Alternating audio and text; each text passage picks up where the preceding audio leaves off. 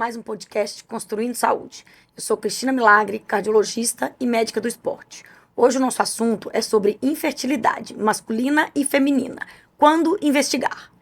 E o meu convidado é Eduardo Carrilho de Castro. Ele é ginecologista e especialista em reprodução humana pela Unifesp. Eduardo, prazer te receber no podcast. Obrigado, Cris. Eu já acompanho o seu podcast há um certo tempo. Acho que trazer esses conteúdos de saúde e de uma linguagem mais clara para as pessoas, acho que é uma coisa bem legal. Fico muito feliz do convite. Obrigada. Eu que agradeço, porque eu acho que é um assunto muito importante e hoje a gente tem tido mais dificuldade de engravidar, né? Exato. As questões do mundo moderno. Mas para a gente começar a explicar para as pessoas, como se define infertilidade? Bom, a definição de infertilidade, Cris, é uma definição muito simples. A Organização Mundial de Saúde já definiu esse tema no mundo e são 12 meses de tentativas sem evitar gestação, sem o uso de preservativo, sem o uso de anticoncepcional, e depois de 12 meses isso não acontece, a gente classifica isso como infertilidade. Tá? E aí, assim, existe muito essa cultura, assim, né? A infertilidade é mais da mulher, né? A mulher investiga um monte de coisa e lá depois, vamos ver se o homem tem alguma coisa. Exato. Né? Exato. Então, um certo machismo aí nessa questão. Eu não sei se é machismo ou se é porque a mulher tem muitas outras causas, né? Olha, Cris, eu sou ginecologista, né? De formação, antes de ir para a reprodução assistida, eu acabei indo pelo caminho da ginecologia. E a gente vê que as mulheres, elas procuram mais ajuda. Exatamente. As mulheres fazem mais acompanhamento, as mulheres se cuidam mais e elas acabam sendo a porta de entrada dessa investigação. E também assim, né, o desejo da maternidade é muito diferente do desejo da paternidade. Exato. Né? Mas assim, existe mesmo uma coisa da mulher realmente assumir um pouco mais esse protagonismo, que nem sempre é, né? A gente sabe nem sempre é. Metade das vezes a gente vai ter um lado masculino ali que tem um peso muito importante no resultado. E assim, geralmente vocês fazem uma investigação de ambos, né? Do casal. Sim. Quando você vai fazer investigação de infertilidade, você precisa investigar os dois. Tá? Acho que não tem sentido. Hoje, deixar isolado só uma causa masculina de infertilidade, eu falo números em torno de 40%. Então, a gente deixar isso sem investigar, a gente acaba fazendo um subtratamento do casal. Entendi. Então, você vai perder a oportunidade de detectar algumas coisas que vão favorecer o sucesso do tratamento. E às vezes você fica buscando tratamentos não adequados. Às vezes você tem uma produção de espermatozoide super baixa e fazendo um tratamento que para aquele casal não vai funcionar. Para o homem, quais são as principais causas de infertilidade? Olha, Cris, a principal causa de infertilidade masculina hoje, detectável, que a gente consegue fazer o diagnóstico e tratamento de uma maneira simples, para aquela mãe que tem um menino que se preocupa às vezes com a fertilidade, se eu vou ter neto, não vou ter neto, é a varicocele. A varicocele, na verdade, é uma presença de varizes no cordão do testículo, e isso acaba levando ao aumento de temperatura e piora um pouco a produção de espermatozoide ao longo dos anos. Existem outras causas genéticas, causas daquele mau posicionamento do testículo, às vezes acaba tendo uma produção de espermatozoide prejudicada, mas o principal hoje que a gente tem como condição de tratamento é a varicocele. E a obesidade masculina? A obesidade masculina é uma coisa que tem se somado, hoje a gente tem tido uma população com aumento da obesidade, de prevalência da obesidade, e a obesidade em graus mais extremos, ela pode aumentar a temperatura do testículo, quando você tem aquele coxinho, né, aquela coxa mais ele fica ali isolamento, né? Isso, você acaba criando aquele ambiente mais envolvimento quente do testículo. E se eu pegar um paciente magrinho ou um paciente super obeso, se você examinar a bolsa, ele não tem gordura, que é para perder calor. Ele é feito para perder calor. Independente se eu tenho um paciente super obeso, um paciente super magrinho, a pele da bolsa testicular não tem gordura. Olha que interessante. Para perder calor. Então, se eu já tenho é pronta para isso. Já é pronta para isso, porque ele funciona melhor com 1 grau a menos. É porque a obesidade gera síndrome metabólica, né? Então, além disso, que a obesidade tem uma função da síndrome metabólica, mas o tecido de gordura, não sei se as pessoas sabem, mas o tecido de gordura também produz hormônio. Então. Então eu converto o hormônio masculino e feminino no tecido de gordura. E isso também dá uma bagunçada, uma interferência no funcionamento do testículo e do cérebro funcionando, fazendo o testículo funcionar, isso confunde o funcionamento e a gente tem uma piora de produção. E hoje uma coisa importante é aqueles pacientes que usam anabolizantes, né? Que Isso, vão inibir a produção de espermatozoide. Exatamente. Né? Então você vê aqueles caras fortes, cheios de músculo. Super machão, assim, super fortão. Que e você no fizer um fundo... espermograma vai estar horrível, Exato. né? E isso, além disso, que a gente vê, hoje em dia eu acho que tem tido uma evolução, inclusive, disso. Os usuários de anabolizantes estão ficando um pouco mais espertos para o uso de algumas medicações.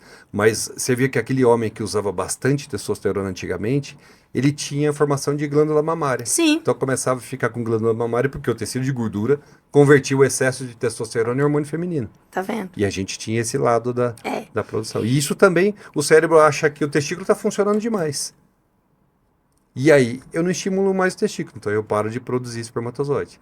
Esse é o lado que, assim, por mais que você esteja super a sensação de masculinizado, Claro. a produção de espermatozoide é quase zero. Quando eu atendo, às vezes, um casal, assim, que o paciente vai e diz que está usando anabolizante, eu falo, olha, você sabe que pode inibir a produção de espermatozoide? Não sei se está pensando em ter filho, Exato. porque depois que para, leva um tempo para voltar. Leva e um pode tempo. ser que não volta, né? Que não volta, pode não voltar, né? E esse é uma questão para quem usa anabolizante ou está pensando em usar anabolizante, essa é uma preocupação muito grande que a gente tem, que é um termo técnico que chama crash hormonal. Depois que você parou de usar testosterona, fica pior do que estava antes. Tá vendo? E esse período essa várzea hormonal, essa falta de hormônio, essa deficiência de hormônio, ela é muito difícil. Alguns homens voltam a usar e não conseguem parar de usar. É muito difícil parar de usar. Exatamente. É o que eu falo. Quando você usa hormônio sem necessidade, você criou um problema que você não tinha. Exato. E talvez você criou um problema para sempre. Exato. Até porque a reposição de testosterona, a gente tem que ponderar muito bem essa reposição. Porque... Ela faz muito sentido, mas ela traz muito efeito colateral. E assim, na verdade, muitas pessoas que fazem uma reposição, elas nem precisam, né? Exato. Porque elas estão lá com 400, aí elas acham que é pouco. Exato. Mas elas não estão com o hormônio baixo, porque aquilo ali é uma média proporcional. Exato. Então, assim, é complicado, né? Então, assim, pessoal, isso é uma coisa importante, né? Porque passa uma ideia de que a pessoa tá máscula, Super saúde, né? Super o homem saúde, tá ali né? pronto pra... Né, para engravidar a mulher Exato. e tudo, e aí na hora que você faz o espermograma, tá tudo Não ruim. tem nada, exato. Não tem nada. Tem nada, Né? exato. Então, isso é uma causa... Isso não é incomum, viu, Cris? Pois é. Realmente não é incomum. É bem prevalente. Hoje em dia... E quando a gente fala da infertilidade feminina, assim, principais causas hoje? A infertilidade feminina ela é mais complexa. Quando a gente fala da mulher, a gente tem um monte de coisa. A gente tem o útero. Então, tem alguns problemas no útero, são os mais raros. Tá. Fala-se, estou começando dos menos Os frequentes, comuns. tá? Acho que as pessoas se preocupam com o útero. O problema das trompas é um problema bem comum até, dentro dos problemas de infertilidade. A gente tem uma infecção na tuba, ou uma apendicite que acabou complicando com infecção dentro da barriga, e a tuba e o apêndice, eles estão muito próximos ali, então o processo infeccioso às vezes pode prejudicar. Outra causa importante que a gente tem bastante prevalência, o ovário policístico. E o ovário Porque dá síndrome metabólica. Ovário policístico, existem mulheres que têm ovário policístico, independente da síndrome metabólica, mas a gente sabe que a síndrome metabólica é uma causa. Então, aquela paciente que está com sobrepeso, Resistência e esse sobrepeso, insulínica. resistência à insulina, a insulina vai agir no ovário e a paciente não vai ovular. Então, essas são as principais causas da infertilidade. Então, o fator ovulatório, o fator tubário, e os fatores anatômicos, às vezes. E hoje a gente tem tido uma prevalência grande, não sei se talvez pelo diagnóstico, a gente tem feito cada vez mais exames, mas a endometriose. Então a endometriose comete mais ou menos entre 10% e 15% das mulheres. E isso Uma estatística alta, é né? um fator. E a gente está tendo hoje uma tendência a atrasar a primeira maternidade. Então a gente está deixando trabalho, profissão, faculdade, tudo. E deixando até o filho você para chegar. depois. Eu estou deixando o filho para depois. Só que as doenças ginecológicas, elas vão surgindo. Então vem mioma, vem uma infecção na tuba, vem uma endometriose que vai piorando ao longo dos anos. Às vezes um diagnóstico você acha que é uma doença simples, porque você toma um analgésico às vezes ajuda. E você vai se acostumando Vai com isso. passando, acha que é normal. É. A gente gravou aqui sobre endometriose com uma colega e ela falou assim, o tanto que demora para fazer um diagnóstico de Exato, endometriose, né? exato. E é o que você falou, se não for uma coisa descomunal, assim, uma cólica, uma coisa, assim, a pessoa acostuma, fica ali, às vezes, exato. trabalha home office, aí já tá em casa mesmo, toma analgésico, fica quieta, Exato. não tem que sair de Eu casa. lembro uma história legal, uma paciente muito querida que eu tenho, né? E ela chegou, ela queria engravidar, e ela não tinha, tinha uma indicação, uma endometriose pequena, mas ela quis operar endometriose. Pra poder ter filho. Porque ela não queria fazer tratamento de fertilidade, ela queria ir direto para uma gestação espontânea. E acabou operando a endometriose e ela não tinha sintoma nenhum.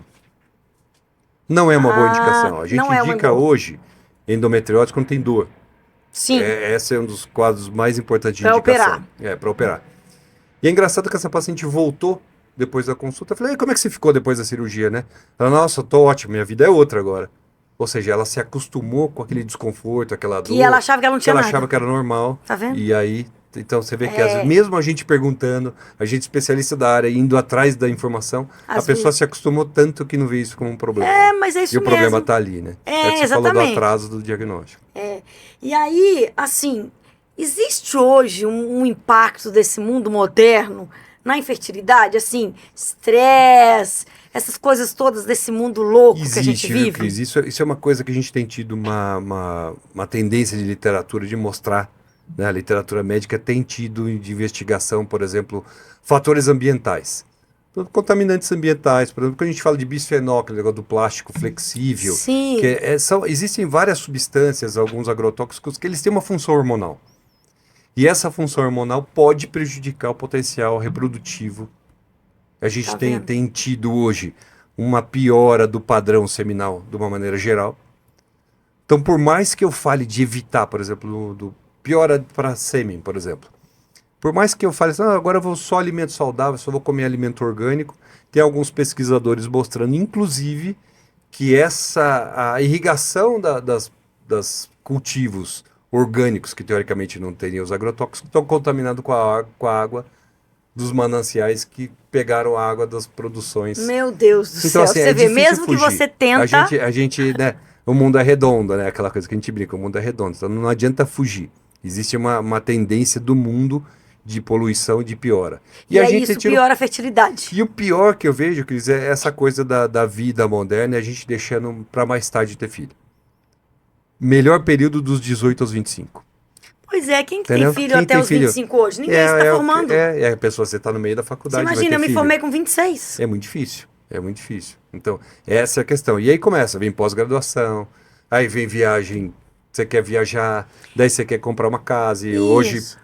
cada vez mais difícil para as pessoas terem uma casa. Então isso vai postergando. Esses dias para trás eu atendi uma paciente, quando eu faço atendimento, e às vezes a paciente, que eu pergunto, tem filhos, né? Que já teve pressão alta na gestação, essas coisas, né?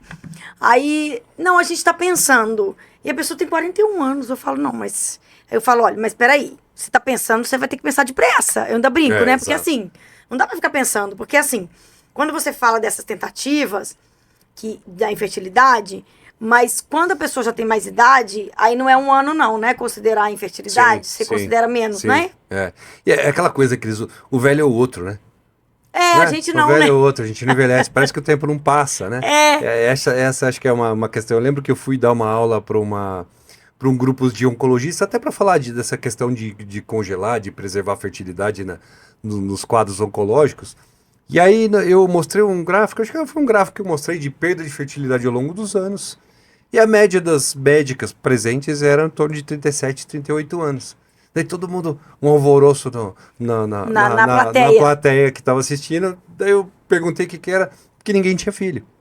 Ou seja, a gente, mesmo nós que somos profissionais da área da saúde, que sabemos isso, Também a gente postergamos. a gente posterga, então é muito difícil. Então, gente, antes ele tinha falado comigo mais cedo, né? Antes da gente entrar na gravação, né? Então, se você tem mais de 35 anos, aí já não é um ano mais, né? Já não é um ano. O ideal é 35 6 meses, não anos, engravidou, A gente já começa a investigar. já começa a investigar. Eu até acho, Cris, acho que do ponto de vista prático, quando eu estiver ensinando o aluno de medicina que vai fazer, é isso. 35 anos você vai fazer investigação. Agora, eu acho que não custa nada fazer algum exame mais simples, avaliar, por exemplo, fazer pesquisa do hormônio antimileriano, que é um exame de sangue simples que você faz em qualquer fase do Pode ciclo. dar aborto, né? Isso aí? Não, o hormônio antimileriano ele é um marcador de reserva. Ah, Então eu marcador de consigo reserva. saber Tá. se seu ovário não vai piorar. Nos próximos... Quanto que eu tenho de gasolina no tanque, né? Ah, Entendeu? Quanto legal. tem? Olha, Como é que gente, vai? tá Como é vendo que... isso aí? É um hormônio para a gente estimar como é que a pessoa vai responder à estimulação. Então eu consigo saber com esse hormônio se eu tenho risco de menopausa precoce, por exemplo. Ah, então isso aí é muito importante. E outra, Porque o hoje... espermograma também, que é um exame simples para você fazer. Não é nada demais. Eu sei aquela coisa do exame pré-nupcial, né? Acho que não sei quem que antigamente pede. tinha isso, Não sei quem que pede, né? Porque acho que essa rotina, eu particularmente nunca pedi um pré-nupcial, Nem né? eu, porque hoje o povo também já mora Já junto, mora ninguém junto, não faz casa, mais virou... não tem mais aquela cerimônia, né? Acho que isso aí. Então, isso é interessante demais, porque assim, muitas mulheres hoje, às vezes entram na menopausa precoce e foi surpreendida. Exato. E aí exato, pensava em ter filho e agora acabou. Antes dos 30, a incidência é de 1 para 1000, não é tão frequente. Mas 35, a gente já começa a falar de uma porcentagem que vai em torno de 1%. Pois é, tá vendo? Então já começa a ser um pouco mais. Para quem não sabe, menopausa é quando a parada de menstruação durante um ano acontece depois dos 40. Então acontecer menopausa depois dos 40 é completamente normal. Não tem nada que a gente fica preocupado, nossa, tirando os cabelos por quê?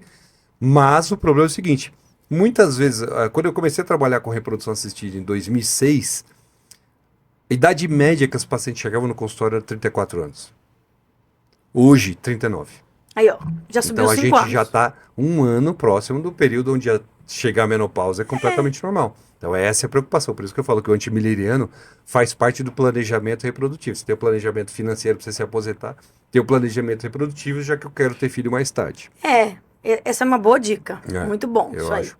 E assim, quando a gente fala dos tratamentos, a gente sabe que tem alguns remédios que estimulam a ovulação, Isso. que a mulher pode fazer um ultrassom para ver que tá no momento e ter relação naquele dia. Aí a gente tem a inseminação, Sim. né? E tem a fertilização in vitro. Sim. Que a gente chama de FIV, né? FIV. Então, assim, o medicamento é uma coisa que vocês usam corriqueiro, assim, para estimular ou não? De uma maneira prática, Cris, só para as pessoas entenderem, a natureza tem uma tendência a selecionar para que cada mês a mulher tenha apenas um óvulo. Tá. Tirando aquela eventualidade daquela pessoa que vai ovular 2 vezes, vai ter gemelar naquele mês, mas não é, via de regra, o corpo vai selecionar para ter um óvulo por vez. O que a gente faz? A gente entra com um hormônio, no comecinho do ciclo, o cérebro começa a estimular para tentar acordar os folículos, que é aquela bolinha no ovário que tem o óvulo. Começou a crescer ele para de estimular e só esse que está dominante que acaba evoluindo. A gente entra justamente nessa fase com a medicação. Então, a ideia da medicação é a gente não deixar ter a seleção tão rígida para que a gente consiga com que todos aqueles óvulos daquele mês possam crescer e a gente utilizar eles. Isso. Agora, essa pergunta que você fez, né? A gente tem, na verdade, tem um tratamento a mais que eu ia falar, tem o namoro programado ou coito programado. Isso. Né? Coito é palavra feia, né? Acho que namoro programado namoro programado é melhor. Acho que o namoro programado é aquela pessoa que não ovula, tem uns ciclos bem bagunçados, ou um casal que não se encontra, que tem uma dificuldade, mas eu tenho uma tuba bonitinha funcionando direitinho, eu tenho um espermograma normal. Sim. Eu preciso ter isso para ter resultado. E aí é um tratamento muito mais simples. Então eu vou induzir a ovulação, vou dar um remedinho para aquela paciente ovular um pouquinho mais, 2 ou 3 folículos, que é aquela bolinha que tem óvulo dentro, para aumentar a chance. Eu aumento a chance de gêmeos, eu aumento a chance de gêmeos. Trigêmeos, pode acontecer trigêmeos. Então, por isso é preocupação, trigêmeos e quadrigêmeos. Eu lembro, quando eu estava na residência, teve um parto de uma paciente, teve quadrigêmeos porque a comadre mandou ela começar a tomar esse remédio que aumentava tipo, a fertilidade, meu Deus, ela tomou e não fez vez. ultrassom de controle, aconteceu. Então, assim, essa é uma preocupação. Então, tomar o remédio é importante fazer o controle. Então, por isso que eu falo, o tratamento mais simples, que é esse daí, que é do namoro programado, é um tratamento um pouquinho mais de risco. A inseminação, que é o que confunde, né? O pessoal sempre confunde inseminação artificial com fertilização in vitro. Porque o termo artificial... Porque a fertilização de in vitro é o bebê de proveta, né? É, o bebê de proveta. Que é o famoso bebê de proveta, né? A inseminação que a gente faz, inseminação é você pegar o sêmen, né, o espermograma, separa os melhores e coloca dentro do útero no momento que a paciente está ovulando. que na verdade o processo vai acontecer lá dentro. Lá dentro. Né? Você Então, só põe lá exato. no lugar Então, assim, certo e fica esperando. O óvulo e o Deixa espermatozoide vão se encontrar na tuba, naturalmente. Depois de uns 5 dias, a tuba vai mandar o embrião para dentro do útero e a gravidez vai evoluir normal. Você só ajuda o processo. A gente aumenta um pouco a chance. Agora, a FIV, o que a gente faz? A gente traz essas duas células, tanto o óvulo quanto o espermatozoide, para dentro do laboratório. E eu trago por alguns motivos. Eu trago ou porque eu tenho um problema na tuba, que e não vai aquele conseguir local chegar onde pra acontece, fecundar. que eu sempre brinco, né? A tuba é uma estrutura super pequenininha. Tem 1 centímetro de diâmetro, compridinha, mais ou menos uns 5 ou 6 centímetros, e a gente precisa ter um laboratório enorme para imitar, Pra fazer o que ela para faz. fazer o papel da tuba. Então, eu ajudo quando eu tenho problema na tuba. Eu ajudo aquela paciente onde a gente não consegue fazer com que ela responda pouco. Às vezes aquela paciente que responde demais. Então, você está fazendo uma inseminação e a paciente começou a responder com 10, 15 óvulos. Você tenta uma vez ou duas vezes, você não conseguiu. Às vezes a fertilização é um caminho para isso. Ou para aquela paciente que às vezes eu vou fazer um estudo genético do embrião. Eu preciso fazer um estudo genético. Porque Então, tem alguma coisa na família, tem alguma coisa. trazendo alguma coisa na família, aquela paciente com mais idade. Então eu consigo trazer essas células para dentro do laboratório e eu abro um leque de possibilidades. Então esse leque de possibilidades vem trazendo cada vez mais. Então hoje a gente tem cultivos de embrião em incubadoras time-lapse, que vai fazendo fotografias do embrião a cada 10 minutos. Então vai sendo feitas essas fotografias nesse tempo de 5 dias que o embrião fica. Olha que E eu consigo ter um interessante. vídeo de como é que está desenvolvendo. Aí você escolhe o melhor momento para Melhor implantar. Para você escolher melhor o embrião, tenho muito mais informação. E eu consigo escolher o melhor momento, por exemplo, para tirar o embrião e fazer a biópsia. Entendi. Sem ficar mexendo no embrião. Então é um cultivo interessante. Então, trazer isso para o laboratório trouxe muita vantagem. E fora, se eu produzo, por exemplo, 10, 15 embriões, eu consigo preservar a fertilidade. Aí você guarda Eu guardo o embrião que sobrou, Aí eu você posso guardar implanta. óvulo. Então isso abre um pouco um leque para essas mudanças sociais que a gente tem. É porque às vezes, por exemplo, a mulher guardou, vamos supor, 6 óvulos, 10 óvulos, né? 10 embriões. Sim. Ela vai colocar 2 ou 3, né? Dependendo. Exato. Aí Hoje não- é difícil, porque hoje em dia a Dois, gente tá né? mais 1 ou 2. 1 ou 2, né? Por causa da Difícil. idade, É, né? por causa da idade, porque por causa de gestação múltipla. É. Então a gente melhorou um pouco o sucesso. Ah, tá. E aí a gente tá voltando um pouco para trás. Então a gente tá sendo mais cauteloso. É porque antes tinha né? menos sucesso, tinha que pôr mais, né? Tinha que Agora pôr já, mais, já é mais Se sucesso. se dá Já... certo é baixa, se arriscava mais. Então, no começo, 4 embriões. E aí você fica com os embriões prontos, porque aí não deu certo. Aí se for fazer de novo, já tá Você lá, só né? prepara o É útero, só você implantar, só né? prepara o útero para pôr o embrião pronto. E ainda por cima, se a mulher já tiver passado 2 anos, ela tá 2 anos mais velha, mas o Super tranquilo. óvulo, né? O óvulo dela é de 40, por exemplo. A gente né? brinca que é o irmão gêmeo de anos diferentes, né? Ele volta, às vezes ela volta com filho de 3, 4 anos, que é mais ou menos a idade para voltar, uns 3 anos. Então, ela, em geral, volta com o filhinho pequenininho ali, com a filhinha pequenininha, E para implanta descongelar o outro e implantar. Entendi. Então, é muito tranquilo, assim, o procedimento Agora, é por mais exemplo, fácil. quando você implanta um embrião, aí não deu certo. Tem um período para você implantar de novo? Não, Cris, quando você tem essa tentativa, a gente tem uma questão de chance de sucesso da nossa espécie. Tá? Se a gente fizer a mesma coisa, fertilização in vitro, por exemplo, com rato, você tem uma chance de gestação de 95%. Então é muito bom. O potencial da nossa espécie é um potencial médio. Tá. Não é dos piores, tá? Tem bichos, por exemplo, leão, alguns felinos selvagens têm uma dificuldade muito maior que a gente. Entendi. Mas a gente fica ali no meio. Então, fala que a média de sucesso fica em torno de 50%, 60% Entendi. por embrião transferido. Então, por isso que às vezes a gente coloca 2. É. Que a pessoa quer ter um pouco, E ainda aumentar por a cima chance. que tem um custo, né? Tem um custo. A questão do custo talvez seja um dos motivos das pessoas transferirem 2. É. Tá? Porque, assim, é muito medicamento, é o custo É. de equipamento, o E custo o dos desgaste, profissionais. o desgaste tudo, pessoal, você dá o emocional, tempo, né, do fazer casal. ultrassom, de espera, então às vezes você quer otimizar. E tem pessoas que querem ter gêmeos. É. Tem pessoas Tem. que querem ter gêmeos. Então tem ficado mais raro, viu? Antigamente era mais comum. Hoje em dia as pessoas estão mais cautelosas, assim, estão um pouco mais. É, eu brinco Você que falava de pôr menos, ninguém queria antigamente. Hoje em dia as pessoas estão mais. eu tenho um filho só, né? E aí eu falo que antes de engravidar, a gente fala assim, ai, que lindo, gêmeos, né? Aí depois que a gente tá com o bebê, a gente fala, graças a Deus que só tive um. Porque 2 de uma vez. Você tem gêmeas? Eu tenho gêmeas. E aí eu sempre pensava num amigo que teve trigêmeos, né? Você sempre vai pra escadinha do problema, né? Mas eu acho que essas possibilidades que trouxe a fertilização abriu muita possibilidade para a gente conseguir postergar. O problema é as pessoas estão chegando mais tarde.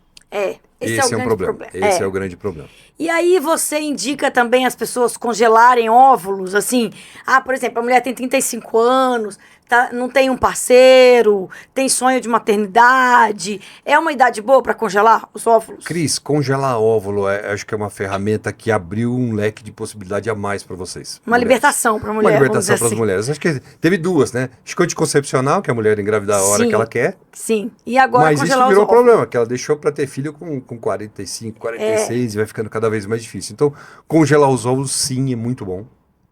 A questão é com que idade você congela.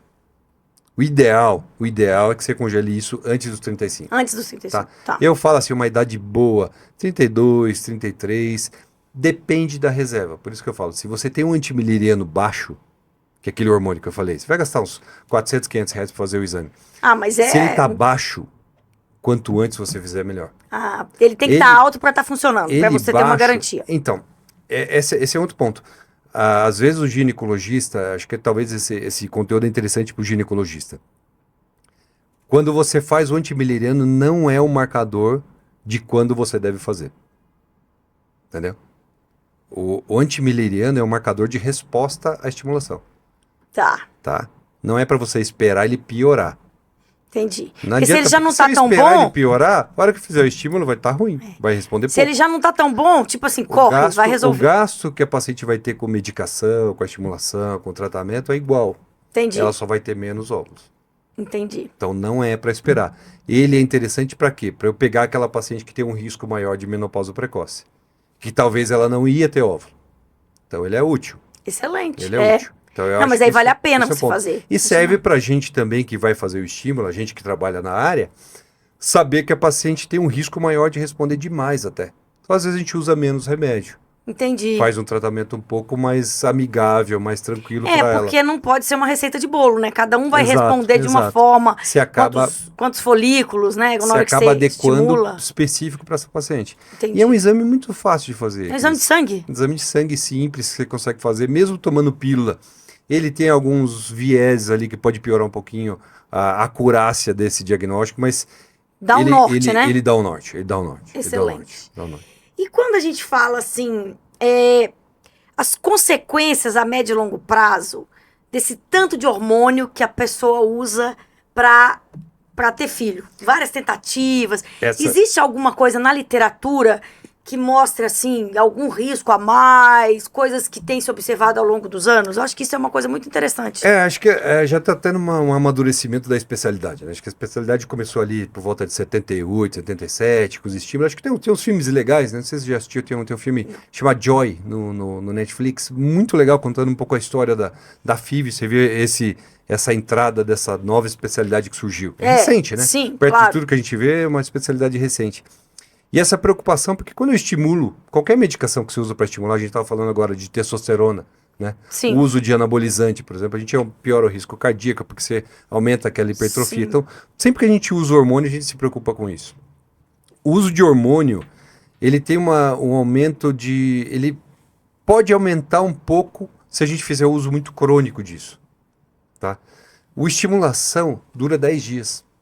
Tá. Então, é um período muito curto.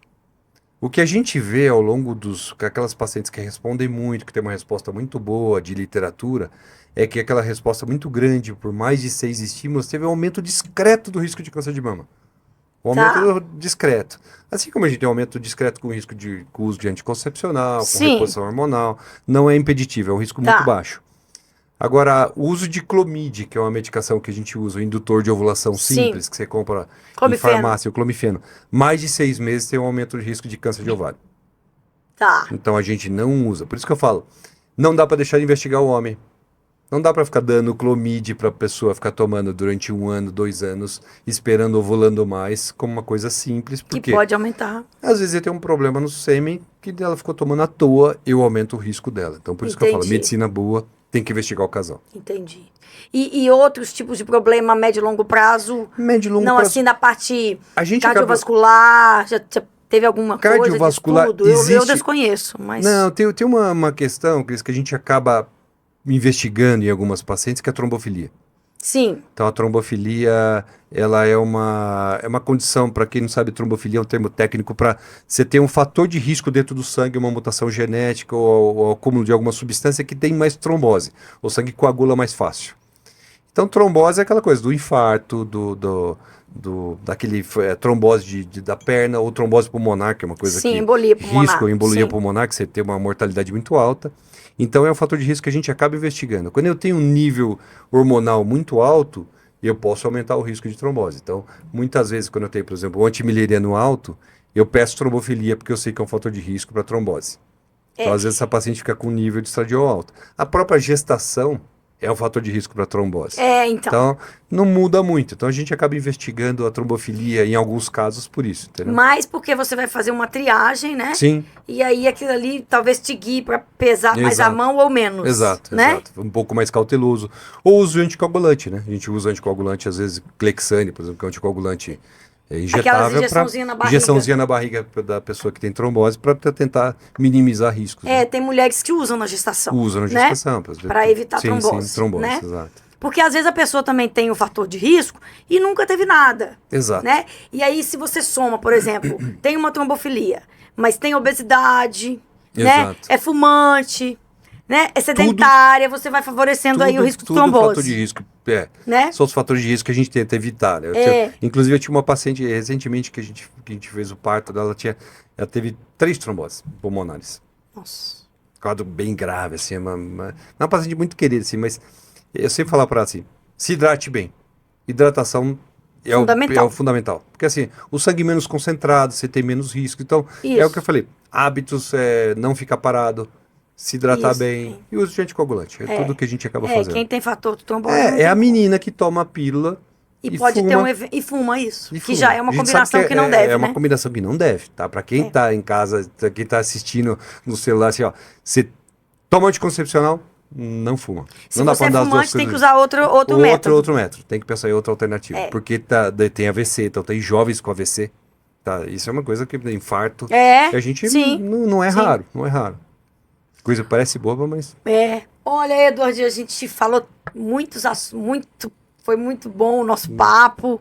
A gente está chegando aí no finalzinho, porque a gente vai se empolgando. Sim, começa. Né? Eu acho que a gente abordou bem aí a importância de, né, se você é mais jovem ou se você já está mais velha, quanto tempo esperar para pensar nessa Pra pensar, coisa. investigar. Se você já tem um relacionamento estável e pensa em ter filho, Planejar, né? planeje Fazer mais planejamento. cedo, né? Ou faça esse exame que você Sim, sugeriu. sim, planeje, né? Os métodos aí que a gente tem para esse sonho da maternidade, Exato, né? exato. Que parece que quando a gente quer engravidar e a gente não demora, eu demorei 2 anos para engravidar. Angustia. Aí né? você fala, gente, todo mundo engravida, menos eu, né? Exato, Tipo assim, exato, entendeu? exato. Porque E o você não tem estresse controle, também, a né, Cris? ansiedade, né? E parece gente- que você presta atenção naquilo, você só vê grávida. Exato, só vê grávida. Não é? E você não tem controle, né? Não Acho que tem. assim que angustia um pouco, Exatamente, né? né? Angustia. E aí a mulher que vai para isso, que tem que fazer todo um monte de coisas, aquela coisa, será que vai dar certo? Então, a ansiedade nesses casos aí é Exato, maior exato, ainda. Exatamente, né? exatamente. Então, assim, eu acho que... E pra quem vai postergar também, né? Você congelar,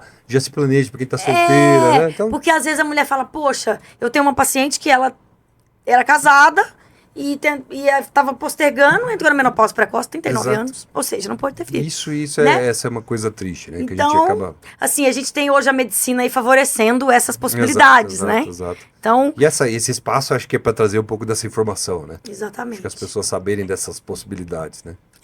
Bom, eu te agradeço imensamente Obrigado pelo a convite, disponibilidade Cris. de vir aqui para a gente conversar desse assunto tão Adorei o convite. interessante, né? Para homens e mulheres. Exatamente. E trazer as informações aí. E agradeço muito. Obrigado pelo convite, Cris. Imagina. Pessoal, ficamos por aqui e até o próximo podcast.